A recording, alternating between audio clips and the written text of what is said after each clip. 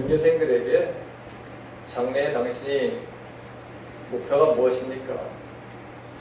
이렇게 물어봤답니다. 전체 학생의 3%만이 자신이 왜 공부를 하는지, 나중에 무엇이 될 것인지에 대한 삶의 목표가 있었다고 합니다.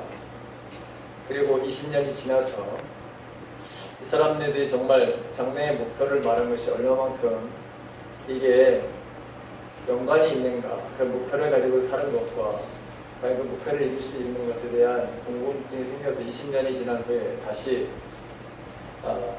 조사를 해봤더니 학교를 다닐 때 분명한 목표를 가지고 있었던 그 3%는 부자도 되고요, 또 성공도 하고요, 사회의 유명 인사가 되어서 정말 영향력을 끼치는 그런 인생을 살더라는 것입니다.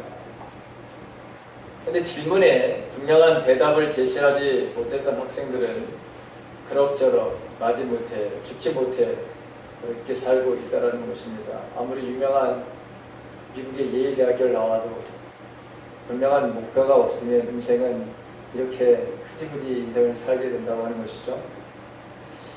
올바른 삶의 목적과 삶의 목표를 바로 정해서 살아가는 것은 후회하지 않은 인생을 만들어갈 수 있는 그 중요성을 깨닫게 해주는 그런 실예입니다. 여러분 누군가 나를 향해서 왜 사느냐고 묻는다면, 내가 지금 살아가는 이유가 무엇이냐고, 당신이 살아가는 이유가 무엇이냐고 만약에 묻는다면 여러분들은 뭐라고 대답을 하실 것입니까? 내가 사는 존재의 의미를 만약에 아직까지도 여러분 발견하지 못했다면, 또 그게 신이하다면, 옛날에는 있었는데 없다면 오늘 말씀을 통해서 여러분들에게 해답이 되어지기를 간절히 바랍니다. 오늘 본문을 좀 더 분명하게 우리가 이해하기 위해서는 고린도전서 8장과 10장의 내용을 좀 간략하게 우리가 살펴볼 필요가 있습니다. 고린도전서 8장에 보게 되면 우상에게 드려진 음식을 먹는 것은, 이건 그리스도인의, 여러분 펴지 마세요. 제가 펴랄 때 보세요. 그리스도인의 자유에 속하는 일이지만 그 자유는 연약한 자들, 믿음이 연약한 자들이 있지 않겠어요? 그 연약한 자들을 사랑하는 마음으로 그 자유는 제약을 받아야 된다. 8장에서 그렇게 사도 바울이 말하고 있습니다. 그리고 고린도전서 9장에는 바울은 복음을 전함으로 마땅한 대가를 받고 생활을 할 수 있는 자유가 있지만 대가를 받지 아니하는 사실을 설명을 합니다. 그렇게 중요한 이유를 고린도전서 9장 19절에서 설명하고 있습니다. 여러분 19절을 이제 한번 넘겨서 한번 찾아봅시다. 9장 19절 앞쪽이죠.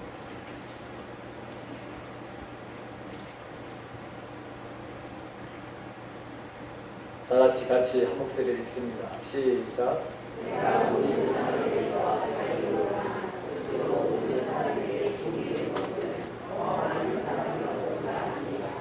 아멘. 사도 바울은 분명히 나는 자유인이다, 나는 예수님 안에서, 주님 안에서 참된 자유를 가지고 있다. 그런데 그 자유를 자기 자신의 삶을 위한 그 자유가 아니라 복음을 바로 여러분 전하기 위해서 스스로 나는 종이 되었다, 무한한 하나님이 주신 자유를 자기의 이익만을 위해서 사용하지 않았다고 하는 말을 이렇게 표현을 하고 있는 것을 보게 되죠.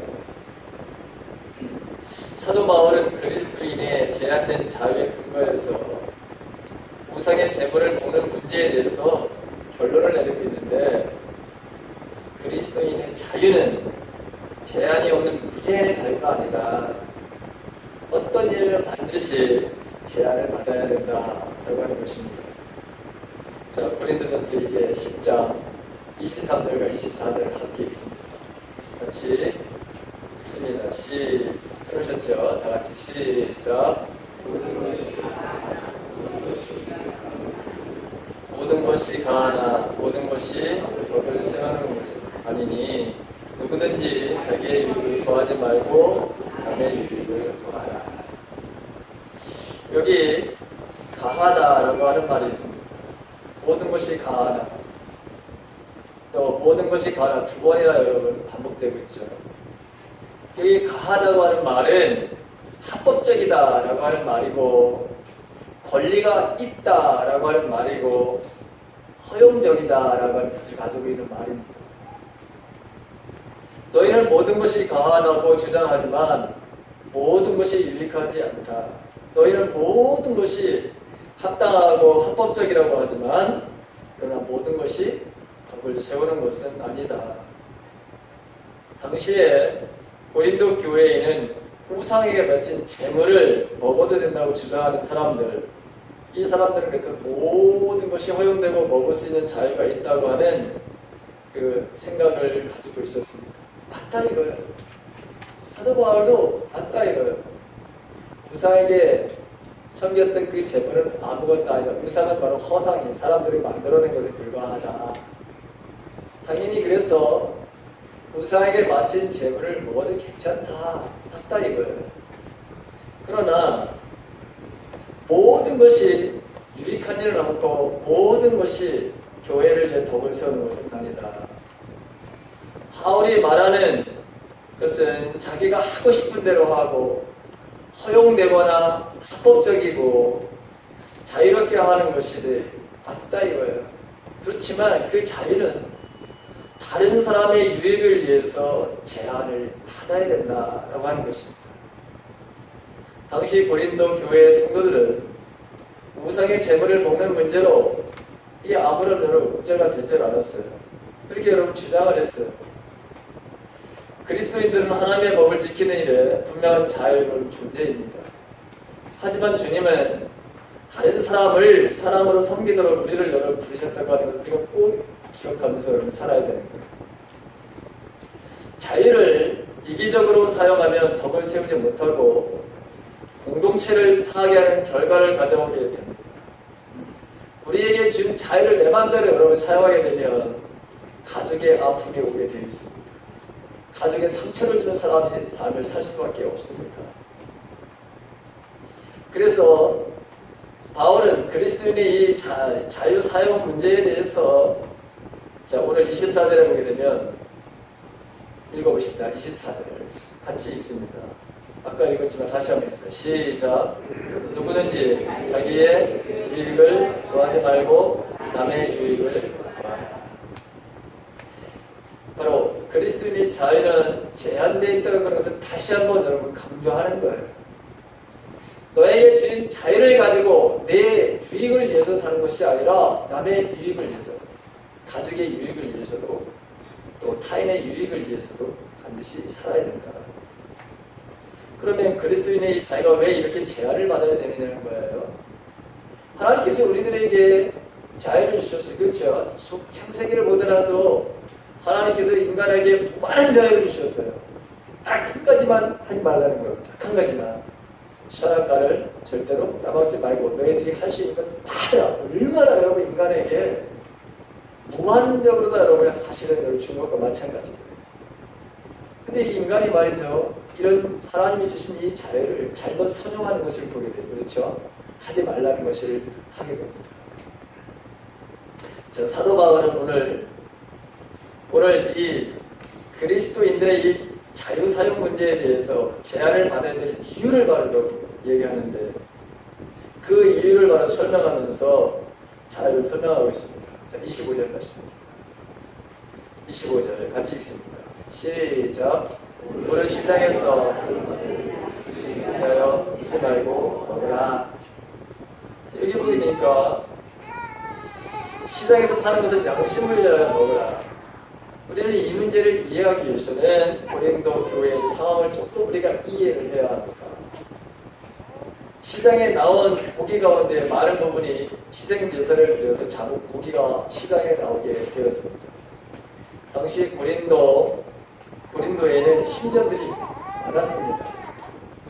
바다의 신이라고 하는 포세이돈이라고 하는 신전과 앞으로 디테일하고 하는 신전들이 있어요. 굉장히 신전이 여러 많았어요. 근데 이 신전에서 동물을 잡아가지고 소나 양이나 염소나 이런 걸 잡아가지고 신전에 제사를 지납니다. 많은 양의 고기를 준비해서 우사에게 제사를 지내죠.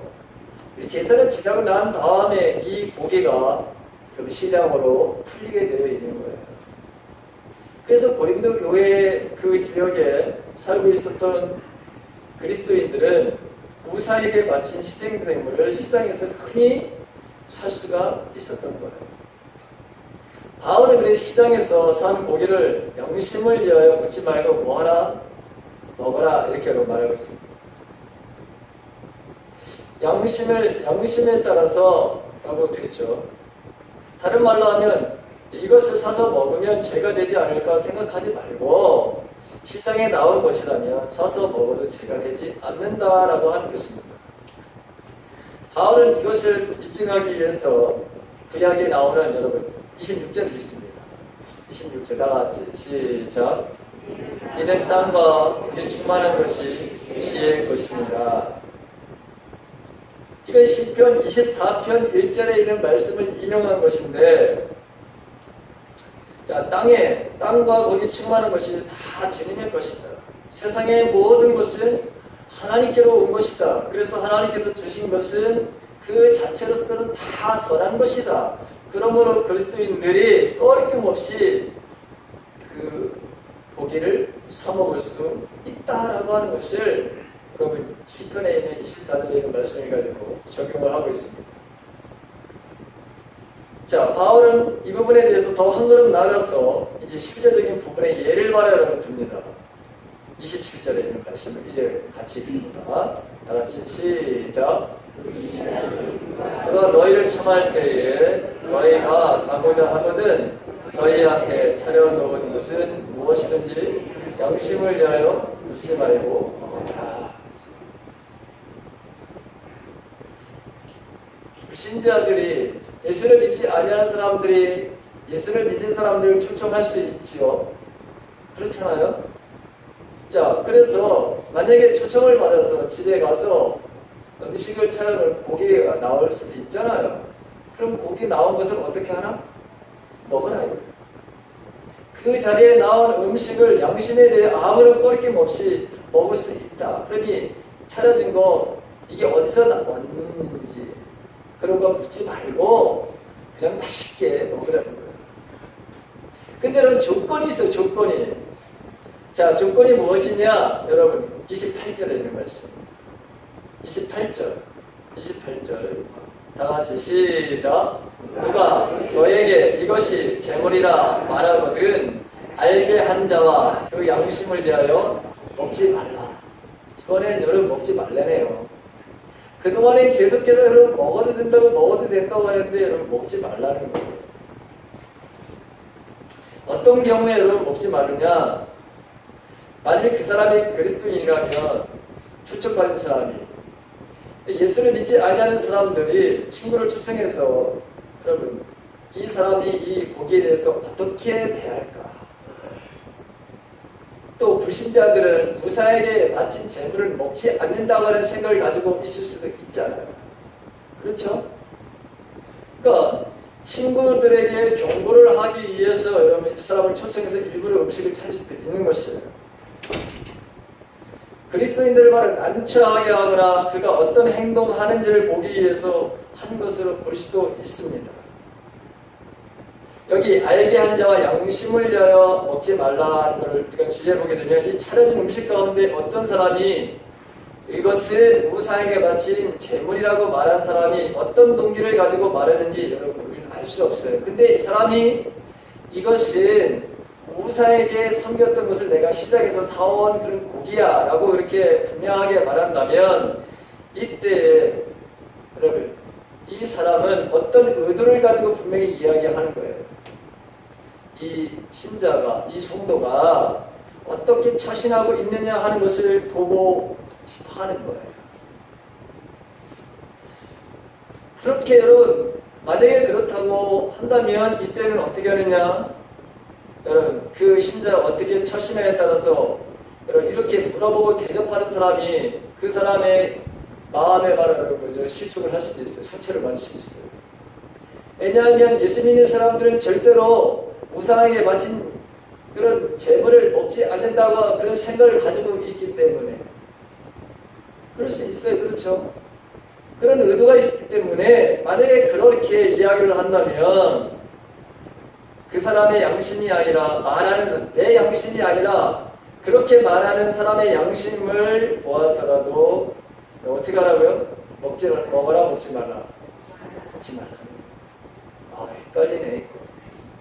어떨 때는 여러분 양심을 꺼리면서 먹으려다가 지금은 29절에 있는 말씀을 보게 되면 먹지 말라. 여러분 여기서 양심이 지켜보는 사람의 양심이라는 거 29절과 30절에서 분명히 얘기했어요. 29절 있습니다. 다 같이 시작.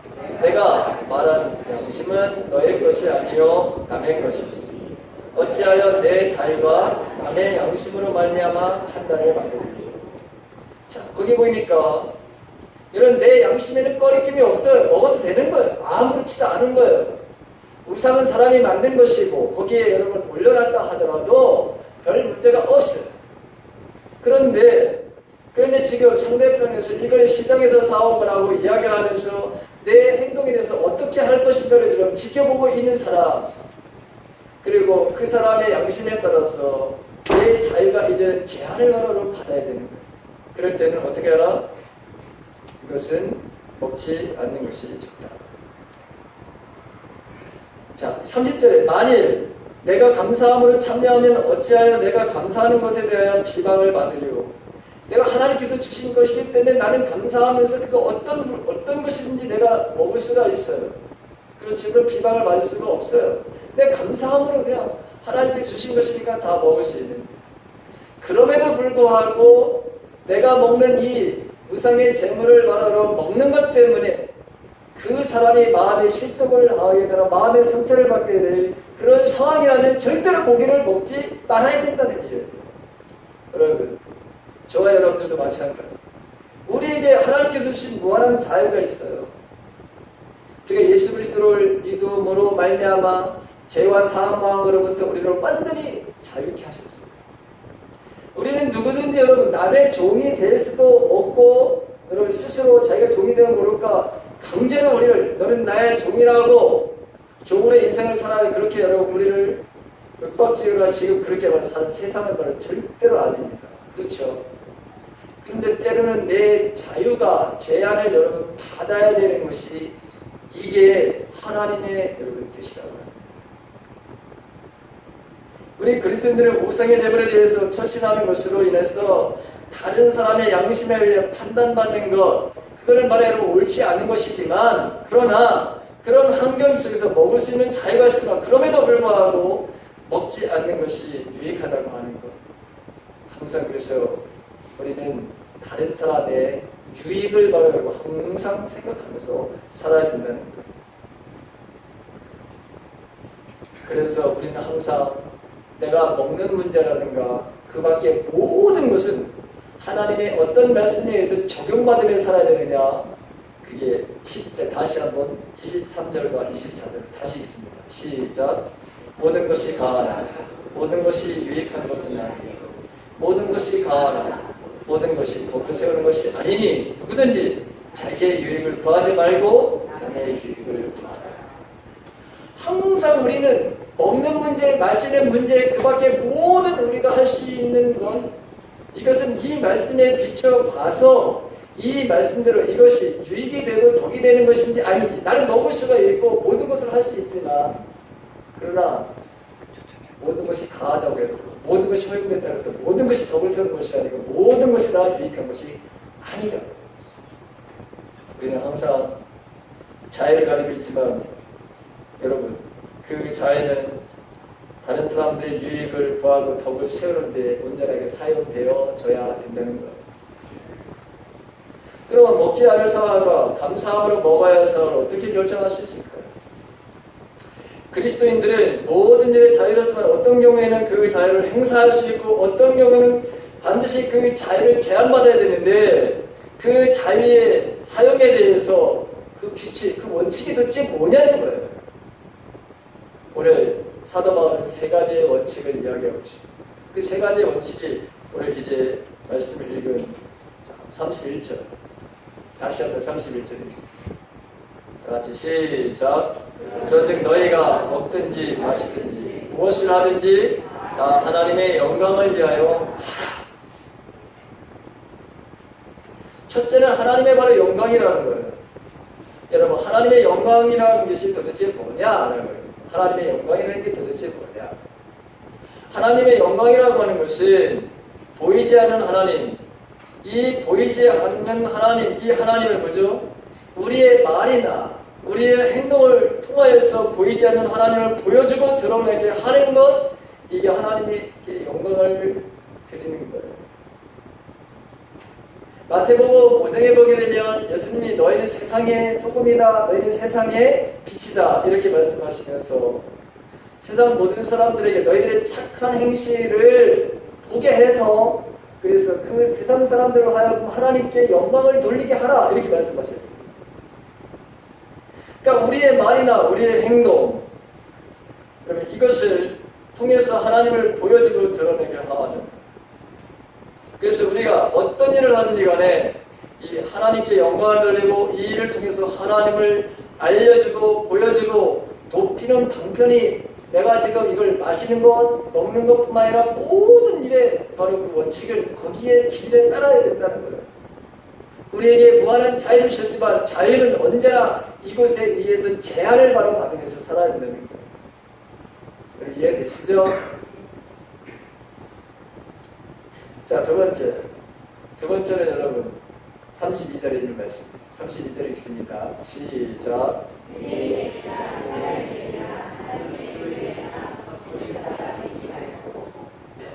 여기 보게 되면 유대인이나 할라이나 하나님의 교회나 모든 세상 사람들은 어떤 믿음을 가지고 있는 사람이든 믿음을 가지고 있지 않던 사람이든 세상의 모든 사람들에게는 우리가 어떻게 되냐, 모든 사람들에게는 걸림돌이 되지 말아요. 거친다고 하는 것은 여러분 장애 걸림돌이 말하면 되지 말라고 하는 거예요. 나에게 주어진 자유가 그 어떤 사람에게도 걸림돌로 착용하게 해서는 안 되고 오히려 기쁘게 하라고 하는 거예요.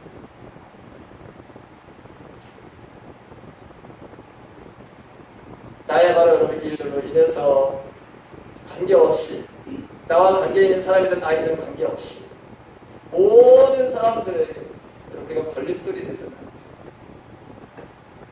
저와 여러분들이 여러분 서로가 부부에 마찬가지로 부부가 바로 여러분 걸림돌이 되는 인생을 살아가는 사람이 얼마나 많은지 몰라요. 아프게 하고 상처를 주는 해서는 안 된다는 거예요. 거치는 여러분 장애물이 돼서는 안 된다는 거예요. 자, 세 번째 여러분 기준은 뭐냐? 33절 다 같이 있습니다. 시작. 나와 같이 모든 일에 모든 사람을 기쁘게 하여 자신의 유익을 구하지 아니하고 많은 사람의 유익을 구하여 그들로 구원을 얻게 하라. 사도 바울은 나와 같이 모든 일에 사람을 바로 기쁘게 하는 것은 뭐 다른 사람들이 유익을 내 자신의 유익을 구하지 아니하고 다른 사람들의 바로 유익을 바로 구하게 되면 그럼 기쁨을 바로 가져다 주는 거죠. 그래서 어떻게 하든지 바로 그들로 하여금 뭐죠? 구원을 받게 하라. 예수님을 바로 믿게 하는 삶에 살게 하라라고 합니다. 참 힘들어요, 그렇죠? 이게 여러분 쉽지가 않아요. 중국에 한 그리스도인이 있었습니다. 오치만이라고 하는 그 선교사님, 중국 선교사가 쓴 글에 나오는 거예요. 그가 살던 곳에서 어느 해에 심한 가뭄이 들었어요. 그리스도인마다 여러분 농부가 자기 눈에 가봤더니 어제까지만 해도 여러분 자기 눈에 물이 가득했는데 그런데 밤사이에 옆집에 그 주인이 물을 빼가지고 자기 눈에다 다 뱉은 거예요. 그래서 이 그리스도인 농부가 물을 다시 자기 눈으로다가 끌어다가 여러분 댔어요. 여러분, 이 사람이 행동이 부당합니까? 부당하지 않습니까? 절대로 부당한 게 아니에요. 그렇죠. 자기 눈에 있던 물이었으니까. 옆집에 있는 사람이 자기는 물에다가 물을 갖다 낸 걸 다시 갖다가 농구에 가한 거예요. 합당한 거예요. 자, 그런데 며칠 지난 뒤에 다시 자기 눈에 가보니까 전과 같이 옆에 있는 주인이 물을 다 빼서 다 갖다가 자기 눈에 또 낸 거예요. 화가 난 바로 여러분, 이 그리스도인 농부는 그 물을 자기 눈에 저야와 같이 다시 가져갔습니다. 그런데 분명히 여러분 합당하고 합법적인 바로 일이잖아요. 근데 마음에 평안이 없어요. 마음에 여러분 기쁨이 없어요. 그러니까 하나님께 기도합니다. 하나님, 내가 정당한 일을 했는데요, 합당한 일을 했는데요, 왜 내 마음에는 평안이 없고 왜 내 마음에는 기쁨이 없지요? 기도하는 가운데 주님이 베풀으신 사랑처럼 옆에 사람들의 사랑을 베풀어야 된다. 그 말씀을 여러분, 그 음성을 듣게 되고, 그래서 그는 눈에 옆에 자기 눈에 있는 물을 그 옆에 눈에 빼가기 전에 내가 물을 대줘야지 해서 여러분 눈에 물을 옆으로다가 보내줬습니다. 그랬더니 그에게 평화가 왔고 기쁨이 찾아오게 되었습니다. 여러분, 이 예를 보게 되면 분명히 여러분 합법적이에요. 그러나 모두에게 모두 유익하고 모두 덕을 세우는 게 아니라고 하는 것을 우리가 알 수 있습니다.